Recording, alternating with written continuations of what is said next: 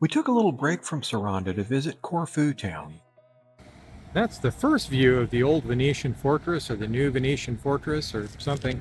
We've decided not to climb over that hill though, and we're going to carry on along the waterfront. Walking from the ferry terminal to our hotel at Old Port Square, we came past the new fortress, also called the Venetian fortress, which dates only to the 16th century.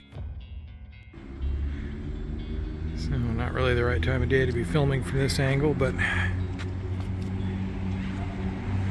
It's a 30-minute ferry ride between the two ports, but there is a 1-hour time difference between them.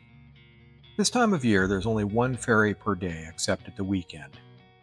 We got the 10 a.m. ferry on a Wednesday morning and arrived to Corfu at 11:40. Our return trip was booked for 4 p.m. on Friday, so we had Wednesday afternoon, all of Thursday, and then most of Friday to explore. The town seems to be made almost entirely of arches and columns and interesting architectural details. Our first day, we took it easy, wandered around Old Town, had some lunch, checked into the hotel and had a nap, then went back into Old Town for dinner and some more wandering. The crowds are a lot smaller at this time of year, and quite a few of the restaurants are closed for the season. But it isn't all full of jostling throngs of tourists, which is a huge plus for us. so 6:45 on what's today? Wednesday, right? Wednesday night. There's a couple restaurants in the alley. They're just starting to set up to get ready to open. Apparently we're a little early for dinner, but Silo back there is the place that we chose to go tonight. Another advantage of visiting in December is that we got to see Corfu after dark without staying up very late at all. Not the best light for photo and video work. Old Town is all about narrow streets and lanes with a lot of twists and turns. There are quite a few churches, both large and small. This trip was intended mostly as a sort of reconnaissance for us. We didn't set out to see everything, it was more to get a feeling for whether we would like to return for a longer stay. I was interested to see both the fortresses as well as the archaeological museum, but we didn't have anything like a plan. Since it was winter holiday season, we also wanted to check out the Christmas village in the upper square. It's always fun while traveling to see how different cultures celebrate major holidays.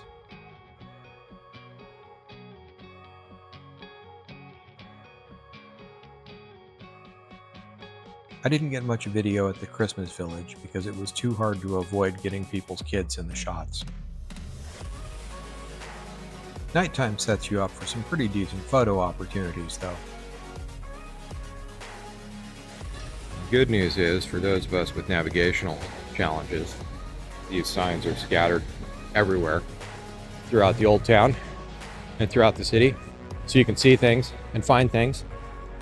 Unlike, Miss Lewis and Clark there, who always finds things without having to bother with maps.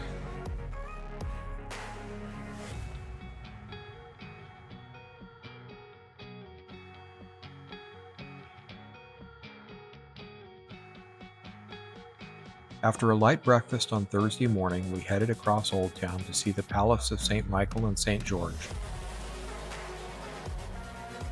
Along the way to the palace, we passed through Boschetto Gardens, also called the Durrell Memorial Garden. Gerald and Lawrence Durrell were notable authors whose family lived in Corfu before the Second World War. There was quite a good BBC series based on the family's time in Corfu, adapted from Gerald's writing. Not to belabor the point, but there's always cats. He's got something to say, too. What's up, buddy? You need scritches? Yeah? No? You want food? Is that what's going on? Yeah, I got nothing for you, man. Sorry. It's a very nice garden with an attached playground and features a small memorial to Gerald. Oh, yeah, don't forget to look down. There are also tours offered to filming locations, and I think there was one that included the house they lived in, but we didn't really dig into that.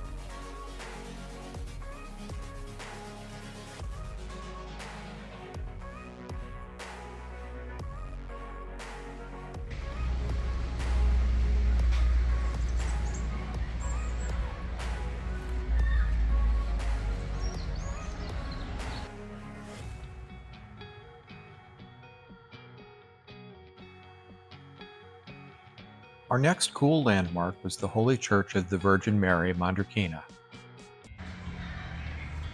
At the eastern end of the Palace of St. Michael and St. George is the Garden of the Public, or People's Garden. This is another well-tended and well-thought-out place to just chill a little bit.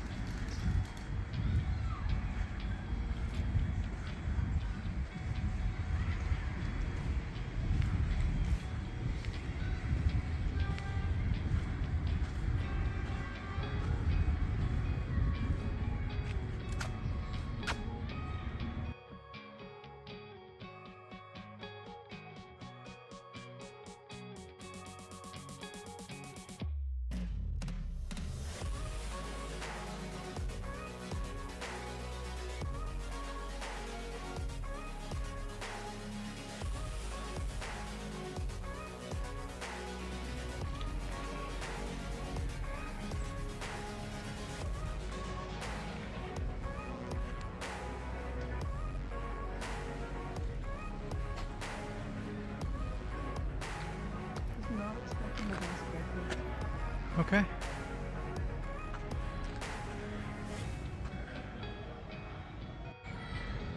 Alright, and coming out of the People's Garden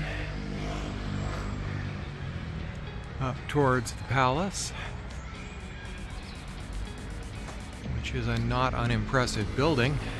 We didn't visit either of the art galleries located at the palace. We only walked around the outside of this fairly impressive building. Originally constructed to house the British Lord High Commissioner of the Ionian Islands, this 19th century edifice was one of the first neoclassical buildings in Corfu Town.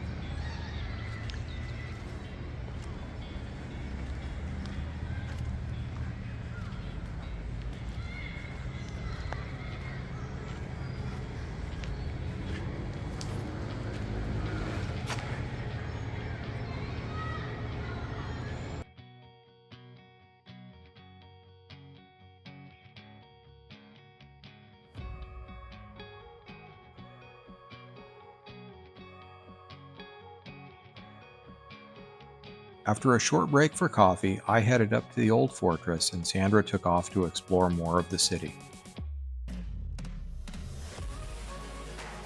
Old Town Corfu is full of small shops, market stalls, and interesting details of architecture.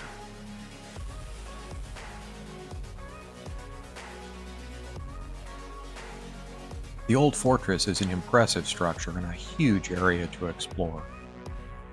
I spent 3 hours here, including climbing all the way to the lighthouse. Occupying the site of the original town of Corfu, the fortifications here date back as far as the 6th century, although most of what we see now is far more modern.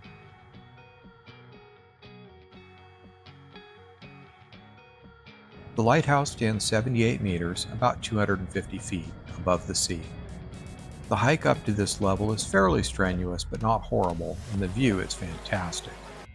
Friday morning we set out with easy goals: get some breakfast and see the Archaeological Museum. If we still had both time and energy, maybe see the Byzantine Museum as well. We discovered St. Nicholas Gate and Faliraki by chance and had a nice breakfast here.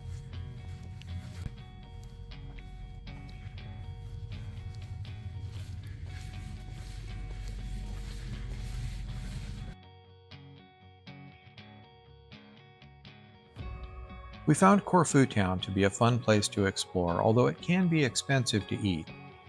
Having spent the last 7 months in Albania, we may have gotten a little bit spoiled. Paying €4.50, about $5.25 US, for a coffee was brutal after 7 months of paying no more than 200 lek, and usually more like 100 to 120 lek. Most restaurant prices were basically double what we pay in Saranda. If you're coming from the US or someplace like London or Barcelona, it may not be as big a shock. Having the main course priced at the equivalent of $25 and up is the norm here. We're used to spending $30 to get dinner for two with an appetizer and coffee after. Once you get past that issue though, super cool place to visit. We found English to be widely spoken. Probably 90% of the people we interacted with spoke at least some English. Virtually every sign we saw in every restaurant menu was bilingual, Greek and English. We passed by the Palace of St. Michael and St. George again on our way to the Archaeological Museum and got a couple more photos.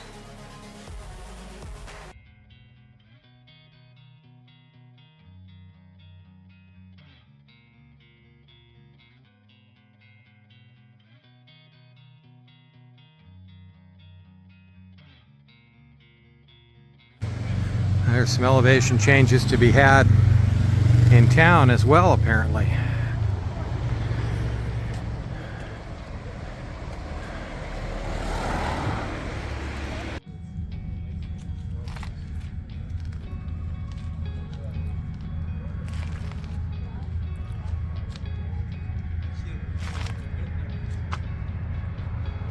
The Archaeological Museum at Corfu is smaller than we expected, or perhaps has fewer artifacts on display than we expected, but it's still pretty cool.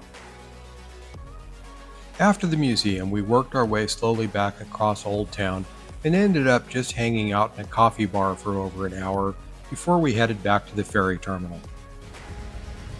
In case you wondered, it isn't all fancy architecture. I mean, there's a lot of fancy architecture, but there's also some stuff that's not fancy. You get placards on these buildings where famous people lived, some of them for like a year or two. It's pretty random.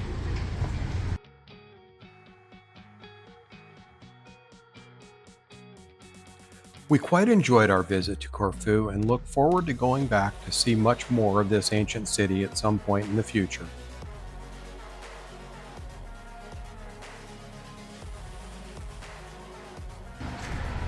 The traction available on these stones when they're wet is not high. I've slipped a couple times. Hi, we're Jeff and Sandra, American expats and nomads, living abroad, on a budget, one country at a time.